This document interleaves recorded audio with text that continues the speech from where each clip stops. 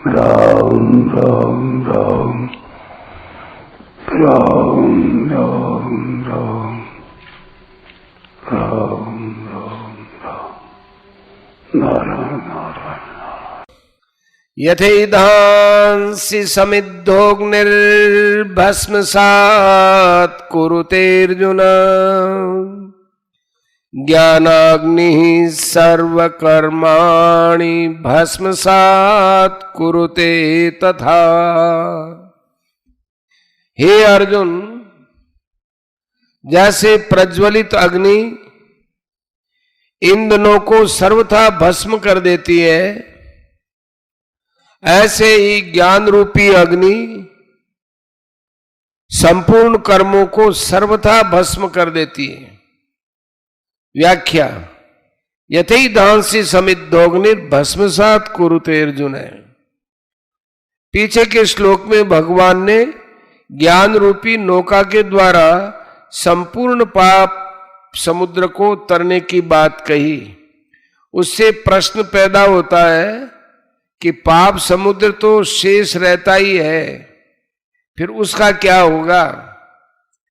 अतः भगवान दूसरा दृष्टांत देते हुए कहते हैं कि जैसे प्रज्वलित अग्नि काष्ठ आदि संपूर्ण ईंधनों को इस प्रकार भस्म कर देती है कि उनका किंचन मात्र भी अंश शेष नहीं रहता, ऐसे ही ज्ञान रूप अग्नि संपूर्ण पापों को इस प्रकार भस्म कर देती है कि उनका किंचन मात्र भी अंश शेष नहीं रहता।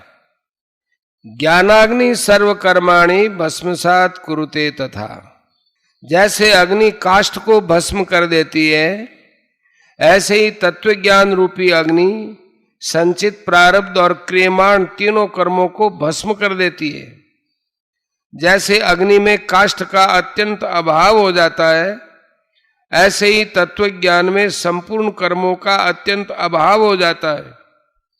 तात्पर्य यह है कि ज्ञान होने पर कर्मों से अथवा संसार से सर्वथा संबंध विच्छेद हो जाता है।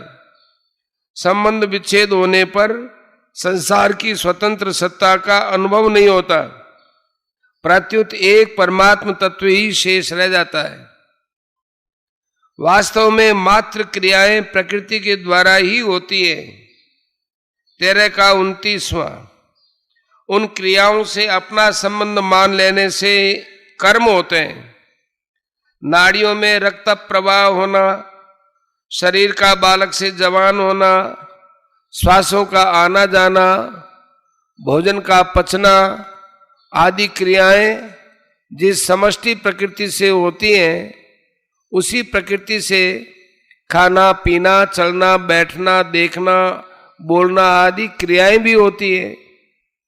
परंतु मनुष्य अज्ञानवश उन क्रियाओं से अपना संबंध मान लेता है, अर्थात अपने को उन क्रियाओं का कर्ता मान लेता है।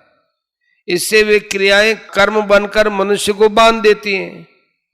इस प्रकार माने हुए संबंध से ही कर्म होते हैं, अन्यथा क्रियाएं होती हैं।